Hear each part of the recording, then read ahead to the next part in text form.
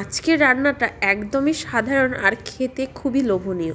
আজকে রান্না করব সজনের ডাঁটা আর আলু দিয়ে পোস্ত।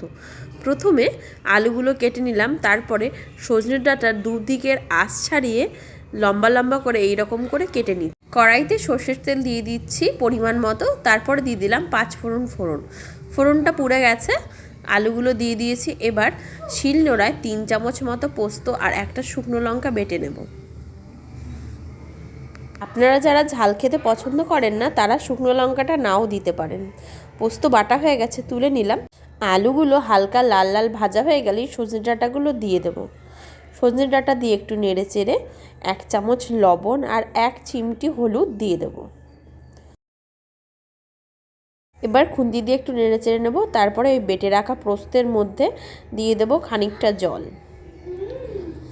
1 চামচ দিয়ে গুলিয়ে দিয়ে দেবো কড়াইতে। আপনার বাড়িতে যেদিন নিরামিষ খান সেদিন এই রেসিপিটা করে দেখতে পারেন। খুন্তি দিয়ে একটু নেড়ে চেড়ে নিলাম। এরপরে একটা ঢাকা দিয়ে কিছুক্ষণের জন্য ঢেকে দেব। এতে কি হবে, আলুটাও সেদ্ধ হয়ে যাবে আর সজনে ডাঁটাটাও ভালো গলে যাবে। এবার আমি একটু দেখে নিচ্ছি যে সজনে ডাঁটা গলেছে নাকি। পুরো গলে গেছে আর ঝোলটাও এরকম টেনে আসবে। এবার কয়েকটা চিনির দানা দিয়ে খুন্তি দিয়ে নেড়ে চেড়ে নামিয়ে নেব। সজনে ডাঁটা আলু দিয়ে পোস্ত একদম রেডি খাওয়ার জন্য।